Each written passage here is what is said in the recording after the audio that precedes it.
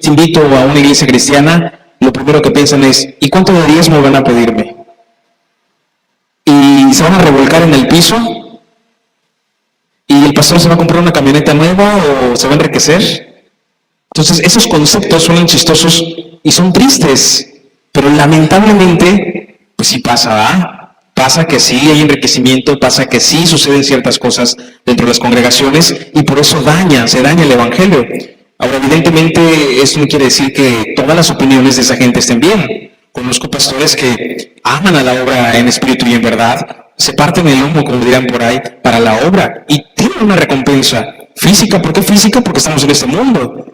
Tenemos que comer, tenemos que vivir, ¿verdad? Sin embargo, no es el objetivo. A lo cual, por eso digo que es lamentable que se tenga esta perspectiva del evangelio, aunque no siempre es así, ¿verdad? Es necesario que el trigo crezca junto a la cizaña, que los lobos se vistan de ovejas de vez en cuando. Vamos a segunda de Timoteo, la segunda epístola, la segunda carta de Timoteo, en el capítulo 1, versículos 7 y 8. Segunda de Timoteo, capítulo 1, versículos 7 y 8. Dice, porque no nos ha dado Dios espíritu de ¿qué? De cobardía, sino de poder, de amor y de ¿qué? De dominio propio. Por tanto, no te avergüences de dar testimonio de nuestro Señor, ni de mí, preso suyo, sino participa de las aflicciones por el Evangelio según el poder de Dios. Vamos a leerlo nuevamente. Porque no nos ha dado Dios espíritu de ¿qué? De cobardía, sino de ¿qué? De poder, de amor y de dominio propio. Ahí ya fallamos muchas veces, ¿verdad? Cuando dice ¿de qué primero? De poder. Ahí recalca lo que falta que dijo al principio. Suena trabalenguas, por ahí te va. Dice, no nos ha dado espíritu de cobardía. Entonces, ¿espíritu de qué nos ha dado? De poder. Y luego, ¿qué más? De amor. Dice la palabra de Dios que podemos tener mucho conocimiento, pero si no tenemos amor, nada somos. ¿Y de qué? Tercero, dominio propio.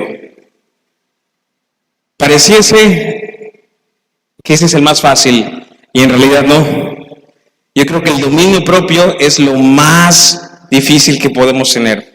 Tanto cuando estamos en medio de tentaciones, estamos siendo bombardeados por las tentaciones del enemigo, tanto también, por ejemplo, en mi caso, pues la comida, yo creo que se nota, ¿va? Pero la comida, en cuanto a la comida, el dominio propio también se refleja. El hecho de decir, esto me gusta mucho esta arrachera con guacamole, pero me está haciendo mal. La cochinita, ya me comí 2 tortas, 3 tacos, pero pues ya, ¿no? Dominio propio, ¿no? O el carácter también aplica en el dominio propio. El hecho de que, hijo de Dios, paciencia, ¿no? Estás a punto de reventar. Y ahí te acuerdas del dominio propio que Dios nos invita a tener. Y dice, por tanto, no te avergüences de dar testimonio de nuestro Señor. O sea, ¿qué quiere decir esto? A ver, Dios te ha dado amor, poder y dominio propio. Pero estás en el proceso de tener todo esto. Mientras tanto, no te avergüences de dar testimonio de nuestro Señor. ¿Cuántas veces la falta tal vez de amor, la falta de dominio propio o la falta de sentir ese poder a través de nosotros, no nuestro poder, sino el poder del Espíritu Santo, el poder de Jesucristo en nosotros? ¿Cuántas veces en ese proceso de tener todo esto nos sentimos avergonzados y decimos, no, yo no puedo compartir de la palabra? No puedo compartir la palabra porque soy demasiado pecador, soy demasiado indigno, grito mucho, soy como el profeta Isaías, mis labios son inmundos, digo puras leperadas, entre otras cosas más, ¿verdad? Y pensamos que por esa razón no podemos compartir la palabra, pero la lucha con nuestro carácter va a ser hasta que nos muramos. Bien dicen por ahí, no sé si han visto a los viejitos de 80, 90 años, como les dicen, ay, eres un viejito testarudo. ¿Por qué son así? Bueno, verdaderamente hay un carácter que hay que moldearse, y ya tiene 90 años. ¿Qué quiere decir esto? Que toda nuestra vida vamos a tener que moldear nuestro carácter una y otra vez. Entonces dice, por lo tanto, no te avergüences de dar testimonio de nuestro Señor, ni de mí, dice el apóstol Pablo, preso suyo. ¿Preso de quién? De Cristo. ¿Está hablando físicamente? Claro. ¿Y espiritualmente también? Claro. Dios nos ha llamado a libertad, pero ahora somos esclavos por amor. Somos libres del pecado del mundo, pero somos esclavos por amor de Jesucristo. O sea que tenemos un dueño, nuestro Señor Jesucristo. Y dice, preso suyo, si no participa, o sea, te está invitando a que le entres, ¿a qué? A los problemas. Entra a los problemas, éntrale a la tormenta, éntrale a las situaciones complicadas. Dice, participa de las aflicciones por el Evangelio, según el poder de Dios. Participa. Yo te invito a que tengas problemas. Es lo que está diciendo Pablo acá, ¿no? Y a veces yo leí en los comentarios de Facebook, decían, no, es que más problemas voy a tener. Yo justamente para eso estoy invitando a que seas un hijo de Dios, para que tengas más problemas. Me quedan viendo, pues no es para solucionar mis problemas, no. Es para que tengas paz en medio de los problemas, pero más problemas vas a tener. Y les empiezo a explicar el por qué tenemos más problemas nosotros. ¿Por qué? Porque pues estamos aquí de colados. Este no es nuestro hogar, nuestra morada está en el reino de los cielos. Aquí estamos en la casa del chamuco, no aquí, en el mundo, ¿ah? Entonces, dice, participa de las aflicciones por el Evangelio. Y justamente de eso se trata el tema del día de hoy. Desánimo. Desánimo. ¿De dónde viene este desánimo? ¿Alguna vez te has sentido desanimado o desanimada? Levanta tu mano si sí te has sentido así. ¿Cuántas veces? ¿Muchas o pocas? Si es muchas, alza tu mano. Hasta los pies vamos a alzar. ¿Ah? A veces parece que la montaña está demasiado picada, demasiado empinada. Y estás ahí, escale y escale y escale, y nomás no llegas a la punta del iceberg, ¿verdad? Había una vez 3 leones. Estos 3 leones vivían en una selva, ¿no? Es algo que no es real porque pues los leones no están en la selva. Sin embargo, estos 3 leones estaban allá y los 3 eran los reyes de la selva. En eso el chango dijo, a ver, no pueden haber 3 reyes acá. Tiene que haber uno solo. Así que tenemos que hacer algo. Los leones pensativos dijeron, pues nosotros somos mejores amigos, no podemos pelearnos entre nosotros, porque nos conocemos de hace tiempo. Así que estos animalitos y este mono dijo, ok, vamos a hacer una competencia. Aquí está la montaña más alta. El primero que llegue, ese va a ser el ganador y ese va a ser el rey. Así que los 3 leones eran de la misma edad. 2 eran muy fuertes, uno era muy débil, flacucho. No comía cochinita, no comía nada de nada, y estaba débil. Por lo tanto, tenían que subir a la montaña. El primero, fortachón, nada más se quedó a la primera subidita. Me dijo, no puedo contra esta montaña. El segundo subió la mitad de la montaña y se rindió por cansancio. Quiso apresurarse y se cansó demasiado rápido. El tercero es el que casi llegó a la punta, pero ninguno de los 3 llegó a la punta. En eso el mono dijo, ok, bueno, entonces si ni uno ganó, pues no tenemos rey. ¿O cómo definiremos quién va a ser el rey si ni uno de los 3 llegó a la meta? En eso se metió un águila real y dijo, esperen, yo creo saber quién es el ganador. Dijo, a ver, ¿quién? Se acercó a los leones y les dijo, yo escuché desde arriba, desde los cielos, escuché que dijo, ya no puedo contra esta montaña. El segundo se quedó a la mitad y dijo, ya me cansé, corrí demasiado rápido. Y el tercero, el más débil de todos, no llegó a la meta. Sin embargo, desde el principio se estaba rindiendo y a pesar de que se rendía, yo solo escuchaba un grito que decía, tú ya creciste, pero a mí me falta crecer aún más. Esta frase, ¿quién se la decía? A la montaña. El león le decía a la montaña, montaña, tú ya llegaste a tu tamaño natural, tú ya creciste, ahí te vas a quedar, pero a mí todavía me falta crecer. Y como todavía me falta crecer, como todavía no doy todo de mí, voy a seguir avanzando hasta donde llegue. El león tal vez no ganó esa carrera, sin embargo no se rindió. Y el águila real dijo, este león es el que debe ser el rey, está listo para ser el rey, tiene la capacidad y la resiliencia para soportar la adversidad Y no le importa que el tamaño de la montaña sea grande. Él sigue escalando y aunque no gane la batalla, sabe que todavía no ha desarrollado su máximo potencial. Y créeme que así es la vida de nosotros. Así de sencilla y de difícil es la vida de nosotros. Nosotros podemos tener problemas, dificultades y a veces sentimos que las montañas están en su pico máximo. Sin embargo, se nos olvida que seguimos creciendo. Y el hecho del crecimiento es importante. Yo me imagino que cuando crecemos, ¿qué sucede en los huesos del ser humano? ¿Qué sucede en las articulaciones, en los músculos, en la sangre, en las venas? ¿Cómo se estira todo nuestro cuerpo mientras va creciendo nuestra vida adulta, ¿no? Inclusive seguimos creciendo, nos vamos envejeciendo. Y decía el doctor cuando yo estaba en el hospital y me explicaba lo de la próstata, y él me decía, mira, cuando tú creces a partir de los 45 para arriba, tu próstata crece, pero también tus orejas, también tu nariz y también los pelos de tus cejas. Te vas encorvando y se van estirando los pellejitos, ¿no? Y digo, ok, ¿desde qué momento nuestra piel empieza a estirarse? Desde que nacemos. Todos los días se van muriendo células y van haciendo nuevas células. Y es un proceso de muerte y nacimiento, de muerte y nacimiento en nuestro organismo. Y realmente también así funcionan los problemas.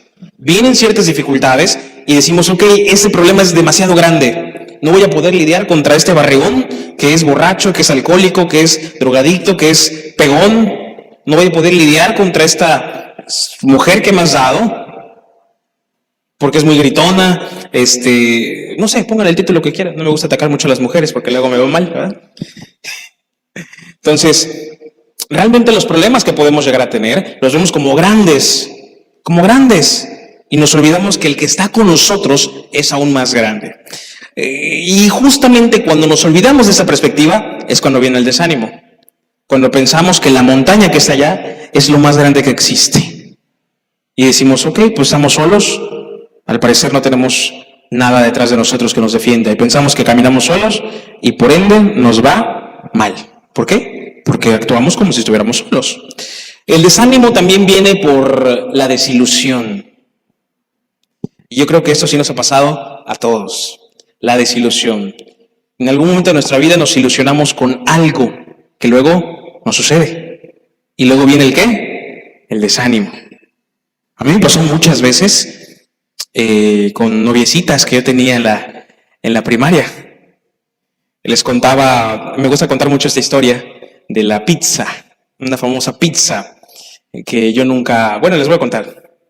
Había una vez un señor, don Chonito, que vendía rebanadas de pizza en la primaria en la que yo estudiaba. Yo estaba en tercer grado, cuarto grado, algo así. Y recuerdo muy bien que don Chonito vendía rebanadas de pizza a 10 pesos. Rebanadas de pizza de pepperoni, de hawaiana y todo esto. Les va a sonar bien chistoso, pero yo a esa edad, a los 7, 8 años, nunca había probado una pizza. Nunca había probado yo una rebanada de pizza en mi vida. Nunca. Cuando les digo nunca, es nunca. Así que a mí me daban 50 centavos de gastada a la semana. De verdad. Y el saborino o boli, no sé cómo le llamen, los hielitos de sabor, costaban unos 50, un peso. O sea que para poder comprarme uno de esos, tenía que ahorrar 2 semanas para poder comprar uno de esos. Así que yo me propuse que quería probar esa rebanada de pizza. Todos los días yo iba con don Chonito y le decía, don Chonito, ¿cuánto cuesta la rebanada de pizza? A 10 pesos. Todos los días era lo mismo, habían pasado meses y yo de lunes a viernes, todos los días iba a preguntarle la misma cosa. Preguntarle cuánto costaba la rebanada de pizza, a pesar de que ya sabía de memoria cuánto costaba la rebanada de pizza. Pero me bastaba con oler la pizza, oler el sabor de la pizza. El poder imaginar que pronto iba a poder tener esa pizza. ¿Cómo? No tenía ni idea y sabía que no iba a suceder. Así que un día dije, no, a ver, no me puedo quedar con ese sentimiento de que no puedo. Y escuché una prédica que decía, si tuvieras fe como un granito de mostaza y tengas... Yo dije, no, voy a tener fe. Y decía el predicador, fe, pero hay que trabajar. Y yo decía, ya, bailongo longo. Así que me propuse juntar dinero. Y empecé a juntar semana tras semana, mes tras mes. Y en una ocasión, mi papá me ofreció, por primera vez, me ofreció ir a trabajar con él taquitos al pastor. Por eso soy adicto a los tacos al pastor, la comida santa, ¿va? Tacos al Pasó un pequeño chiste gringo. Bueno, el punto es que fui a trabajar con él y me pagó 20 pesos. Y dije, ya la hice, porque pues son 10 pesos de la rebanada de pizza. Me acuerdo que era un viernes, yo emocionadísimo, era un jueves, al día siguiente era viernes. El viernes temprano para ir a la escuela estaba emocionadísimo porque por fin iba a poder comprar la bendita pizza de Don Chonito. Así que agarré, como Juan Camané, y me compré mi refresco, me costó 10 pesos, me sobraron mis 10 pesos exactos y fui con Don Chonito y le dije, deme una rebanada de pizza. Contento porque la fe se había cumplido. Y me dice Don Chonito, pues toma tus 10 pesos porque subió a 12 pesos ahora. Y yo le dije, ¿cómo? Sí, ya cuesta 12 pesos. Bueno, ahí están los 10 pesos, el lunes le doy los otros 2 pesos, voy a trabajar con mi papá. No, chamaco, vete por ahí, yo no doy fiado, que no sé qué, que no sé qué. Me fui triste, derrotado ese viernes. Llego a casa, tristón, y me dice mi papá, ¿quieres ir a trabajar conmigo otra vez? Vamos a trabajar hoy viernes, sábado y domingo. Y dije, ya la armé. Pues los 10 pesos, como pensé que no iba a volver a trabajar, me lo gasté en una sabrita y me resigné que no iba a comer esa bendita pizza. Dije, 60 pesos, claro, pues voy a comprar más pizzas, más de una pizza. Fui a trabajar con él y el domingo, al finalizar el servicio de fiesta del evento que estábamos haciendo de Tacos al Pastor, se acerca el que nos había contratado, la persona que nos contrató en el evento, y se acerca y me dice, ¿cuántos años tienes? Y le digo, no, pues 7 años. Dice, ¿te ves más grande? Siempre, hasta ahorita todavía me sigo viendo más grande. Y agarra y me da 200 pesos. Se toma 200 pesos de propina. Eres un chamaco muy chambeador. Cuando me dio los 200 pesos, lo primero que me imaginé aquí es me voy a comprar toda la pizza y le voy a invitar a todos mis compañeros. Ya me había visto yo acá, visualizado, ¿no? Y estaba yo ilusionado. Esa visión que yo estaba teniendo no era una visión, era una imaginación que yo estaba teniendo y por ende se estaba creando una ilusión. De repente, pues llega el lunes, yo desvelado, contento porque iba a comprarme mi pizza, agarré y dije, comprar mi pizza, sabritas, refrescos, saborines.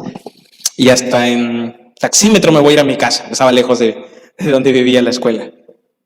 Así que llego el lunes, están los honores a la bandera, es el himno nacional, está la directora, da los avisos de toda la semana, de todo el mes, la niña que da las efemérides de la semana que tiene una voz horrible, y está la niña dando las efemérides y pasa la directora, da los anuncios, y dice la directora, vamos a guardar un minuto de silencio por Don Chonito que falleció el fin de semana. Jamás pude probar esa bendita pizza. Nadie más la preparaba, solo Don Chonito. Desde que falleció, nunca se volvió a vender pizza en ese lugar. Así que fue la primera vez que yo sentí que se rompió algo, la ilusión. Fue mi primera ilusión, no una niña, sino una pizza. Fue mi primera ilusión. Y sentí algo que se llama frustración. Sentí algo que se llama desánimo. Nunca pude probar la pizza, de verdad. Nunca pude probar esa pizza. Pero no me estaba dando cuenta de algo. Estaba pasando por alto algo. Había aprendido a tener fe, había aprendido a trabajar, había aprendido a ahorrar. Y a pesar de haberme esforzado, me he dado cuenta que no siempre se cumple ese anhelo del corazón. Porque no funciona por caprichos, no funciona por yo hago, me dan. Y muchas veces el desánimo también viene por eso, por la expectativa de la ilusión que podamos tener. Yo te amo mucho y como te amo mucho, mi amor, espero de ti lo mismo. Y cuando no viene eso de la otra persona, ¿qué viene? La desilusión. O a veces en el trabajo estás dando todo de ti, así, le estoy echando muchas ganas y todo. De repente, no valoran el esfuerzo. O a veces pasa en las iglesias. Es bien triste eso. A veces en la iglesia estás ahí trabajando y trabajando y trabajando y nadie te pela. Y cuando lo dejas de hacer, ¿por qué no lo haces? ¿Por qué ya no lo estás haciendo? ¿Qué te pasó? ¿Pero qué pasa? ¿Eso es bueno o malo? Bueno y malo. Malo por las personas que no valoran eso, pero también es malo que nosotros esperemos que nos agradezcan esto. Si nosotros esperamos a que nos agradezcan por eso, estamos perdiendo el objetivo. Y el Espíritu Santo, quien es nuestro consolador, nos va a hacer un reajuste de visión. Nos va a reajustar ciertas cosas, inclusive lugares en los que debemos de estar. Entonces muchas veces nos reajusta en el trabajo. Dice, ¿te sentías cómodo trabajando aquí? Ok, ahora la vas a hacer de comerciante o emprendedor. Ahí está. ¿Te sentías cómodo en tu vida de esta manera? Ok. Entonces Dios a veces nos reajusta la visión. ¿Por qué? Porque muchas veces decimos, ¿por qué me está sucediendo esto? Me desanimo. ¿Por qué no se me está agradeciendo el esfuerzo que estoy teniendo? Se me rompe la ilusión y como se me rompe la ilusión, entro en desilusión y por ende en desánimo. Pero muchas veces también este desánimo viene muchas veces también cuando nosotros pensamos que merecemos algo por el esfuerzo que nosotros hacemos, como lo que acabo de decir. Y en realidad no. Y a veces cuesta trabajo, te lo digo por experiencia propia. A veces uno como varón, bueno, cuando te cases vas a experimentar esto, el hermano creo que me va a entender. A veces uno como varón dice, no, pues levanto esta chancla, ¿no? Que está acá. En mi caso me ha pasado que yo quiero que valoren eso. Y a veces, ¿por qué no valoran que levanté esta chancla? ¿No? Y a veces la esposa es como que no se nos queda viendo como, ¿y todo lo que hago yo? ¿No? Pero a veces pensamos o aplicamos eso mismo a lo que quise decir yo, es que algo tan diminuto a veces queremos nosotros que nos den gracias como si hubiéramos llegado a la luna o como si hubiéramos salvado el planeta Tierra, ¿verdad? Y no, y eso es un sentimiento o es una emoción de orgullo, de codicia, de avaricia. Y eso es pecado. No quiero sonar legalista, pero el orgullo, la codicia y la avaricia son pecados. Y muchas veces entran a nosotros como sentimiento de desilusión o de desánimo. Porque decimos, no, ¿por qué? Si yo merecía estar allá, si yo merecía tener esto, ¿por qué yo no lo tengo y esa persona sí? ¿Por qué yo no tengo eso que él tiene si yo me esforcé más que esa persona acá está allá? Y pensamos que merecemos eso. Y como no lo tenemos, nos desanimamos. Nos desilusionamos. Decimos, ya no quiero nada. ¿Para qué? Si no vamos a ser 4 personas, 5 personas, 7 personas, 50 personas. Y cuando seamos 1000 personas, vamos a decir, nada más somos 1000 personas. El de allá tiene 10,000. ¿Para qué hago ejercicio si mi lonja estaba aquí y ahora está más para abajo?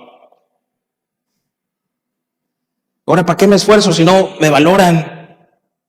Entonces viene esa desilusión, ese desánimo y entra el orgullo, entra la codicia, la avaricia, el resentimiento en muchas ocasiones. Y el resentimiento son principios de odio, son principios de enemistad que evidentemente dañan nuestro corazón y nuestra relación con Dios. El salmista David en Salmos 42, versículos 5 y 6, vamos a Salmos 42, versículos 5 y 6.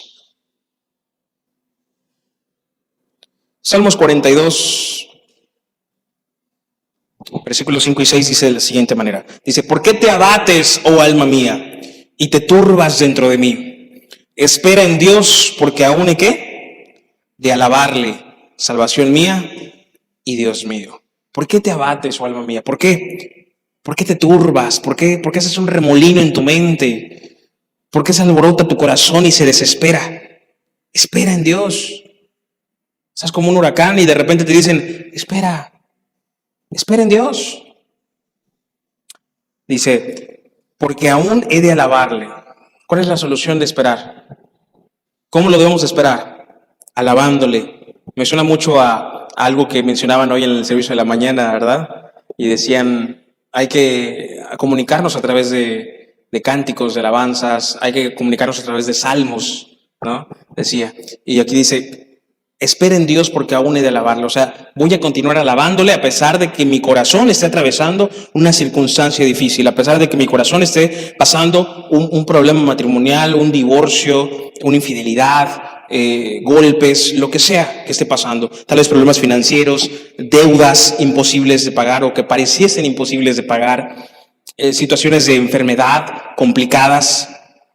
No sé, hay diferentes circunstancias, diferentes situaciones que podemos estar pasando y que vienen el desánimo a nosotros. ¿Y qué nos dice la palabra de Dios en Salmos? Dice, ¿por qué te abates? Espera en Dios, porque aún vas a tener tiempo de alabarle, aún vas a seguir orando, aún tienes mucho que hacer en la casa de Dios, aún tienes mucho que hacer para la obra y para el ministerio de Cristo. Así que no importa las deudas, no importa los problemas de carácter, no importa los problemas matrimoniales, no importa las circunstancias que estés pasando, no importa las enfermedades. Sigue alabando a Jehová de los ejércitos, sigue alabando a Cristo Jesús, sigue alabando a tu Dios, porque aún faltan muchas cosas que tienes que hacer. ¿Cuántos pueden decir amén? Bien, en Lucas capítulo 14, versículos 25 al 33, Jesús nos dice algo muy interesante. Lo voy a leer en la traducción al lenguaje actual. Todo lo he estado leyendo en la Reina Valera, pero esto se los quiero leer en la traducción al lenguaje actual. Pero dice prácticamente lo mismo. Dice: una gran cantidad de gente caminaba con Jesús. De pronto él se volvió y les dijo: si alguno de ustedes quiere ser mi discípulo, tendrá que amarme más que a su padre, más que a su madre, más que a su esposa, más que a sus hijos, más que a sus hermanos y hermanas. Ustedes no pueden seguirme a menos que me amen más que a su propia vida. Luego sigue diciendo: si ustedes no están dispuestos a llevar su cruz y a hacer lo que yo les diga, no pueden ser mis discípulos. Si alguno de ustedes quiere construir una torre, ¿qué es lo primero que hace? Pues se sienta a pensar cuánto va a costarle para ver si tiene suficiente dinero. Todo el mundo le dirá: qué tonto eres, empezaste a construir la torre y ahora no puedes terminarla. ¿Qué hace un rey que solo tiene 10,000 soldados para defenderse de otro rey que lo va a atacar con 20,000? Primero tendrá que ver si puede ganar la batalla con solo 10,000 soldados. Y si ve que no puede ganar, aprovecha que el otro rey todavía está lejos y manda mensajeros a pedir la paz.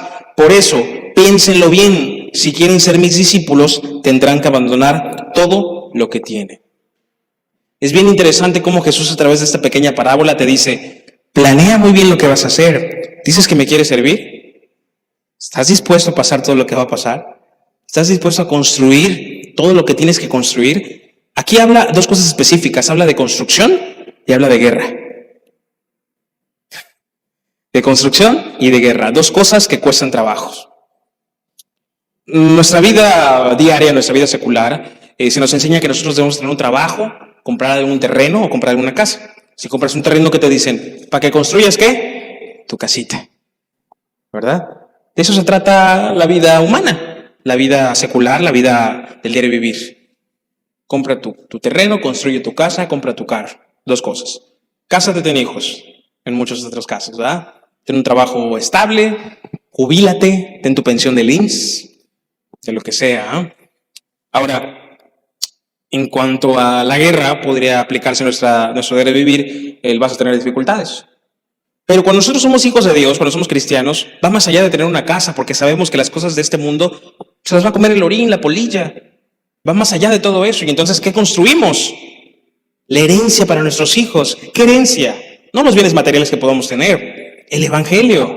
Por ejemplo, a nuestros hijos, ¿qué le inculcamos? El Evangelio de Jesucristo.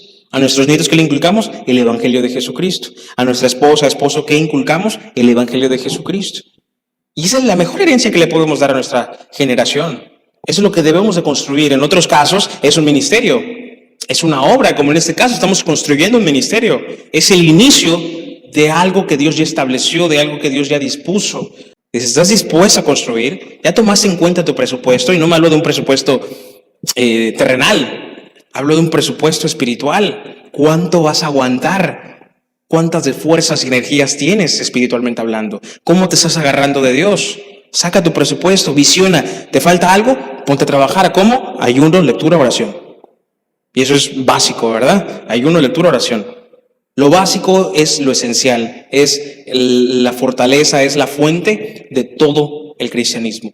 Ayuno, oración, lectura, pero real. Porque la lectura real, la oración real y el ayuno real nos transformará y nos capacitará para ser esos constructores y guerreros que Dios está buscando. Por eso al final dice: si quieren ser mis discípulos, tendrán que abandonar todo lo que tienen. Lo que trata de decir aquí es que primeramente es Dios antes que tú. Evidentemente menciona a todas las demás personas porque a veces ponemos como prioridad a los hijos, a la esposa, al esposo, al trabajo, a un auto, a una casa, a una meta personal. Y me preguntaba en una ocasión, una persona me dice: ¿acaso la vida del cristiano es estar en miseria todo el tiempo? Pues no siempre vamos a estar en miseria, pero no es el objetivo. Realmente no debemos estar en miseria, no siempre vamos a padecer económicamente. Hay cristianos que son millonarios, cristianos que son ricos, cristianos que llegan a tener una economía estable, que llegan a tener muchos negocios. Sin embargo, no es el objetivo. Dice el apóstol Pablo que Dios le respondió: bástate de mi gracia. Bástate de mi gracia. O sea, te salvé. Listo, no me pidas nada más. Si tienes algo más, bien. Y si no, también. Bástate de mi gracia, porque mi poder, ¿qué? ¿Se perfecciona en dónde? ¿En dónde? Debilidad. Santa Madre Teresa de Calcuta. En la debilidad. Ahí en nuestra debilidad, ahí en nuestro punto más débil, ahí en nuestro desánimo, Dios se fortalece. Dios nos pule, Dios nos prepara, nos arrincona como si fuéramos un pedazo de oro y ahí está con el fuego, ¿verdad? Y ahí está, estamos en el proceso. Pero ¿qué tan difícil es estar en este proceso? ¿Cómo podemos entonces recobrar fuerzas cuando nos sentimos desanimados? En conclusión, vamos a Juan, capítulo 21, versículo 3, ya vamos a concluir. Juan, el Evangelio según San Juan, capítulo 21, versículo 3. Aquí Jesús ya había muerto en la cruz, estaba en la tumba. Los apóstoles, sobre todo Pedro, que era el cabecilla en ese momento, pues dijo, no, pues Jesús no va a resucitar, ya no hay nada más, ya murió él. Más bien se le olvidó que Jesús iba a resucitar y dijo, ya se acabó esto, así que ¿qué voy a hacer? ¿Qué dice Juan capítulo 21, versículo 3? Dice, Simón Pedro les dijo, ¿a quiénes? A los apóstoles, voy a pescar. 3 palabras, voy a pescar. ¿Por qué así va a ir a pescar? Dijo, Jesús ya está muerto, no tengo nada que hacer, está en la tumba. Voy a regresar a mi vida normal. ¿Qué es lo que hace hacer? Pescar. ¿Y ahora qué vamos a hacer si ya Jesús lo crucificaron, está muerto? Pues voy a pescar. Y dice la palabra, dice que ellos le dijeron, vamos nosotros también contigo. Dice la palabra, fueron y entraron en una barca. ¿Y aquella noche qué? ¿No pescaron?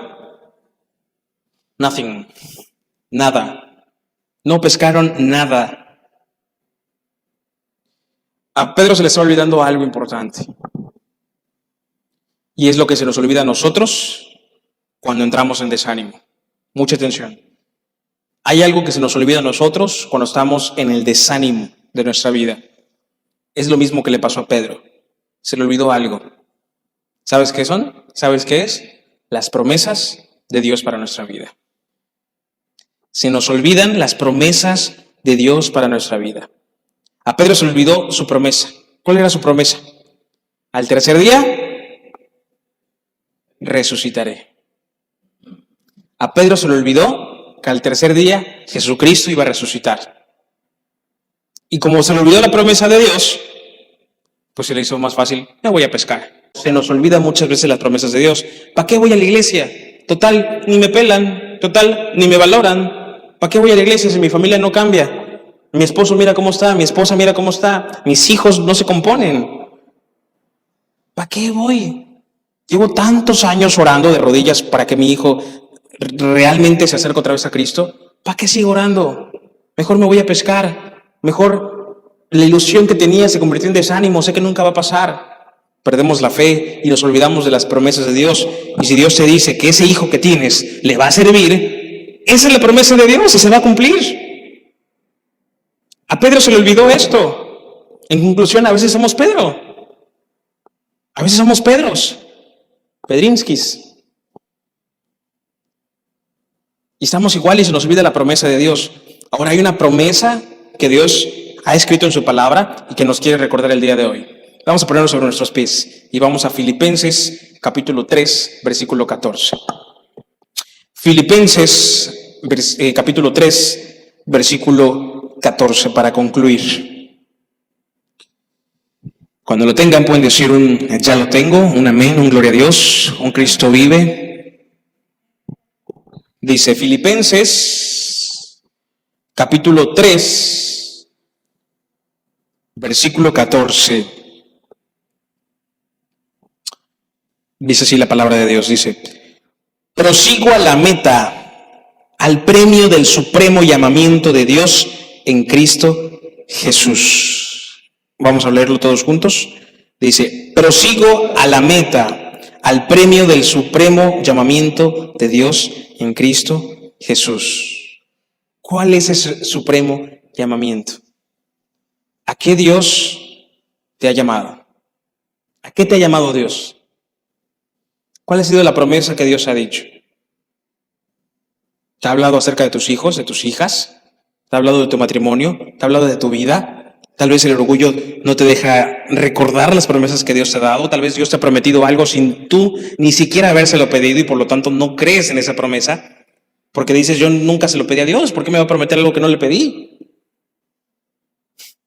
Y renegamos a veces de esa promesa, o a veces pensamos que Dios ya no va a cumplir su promesa.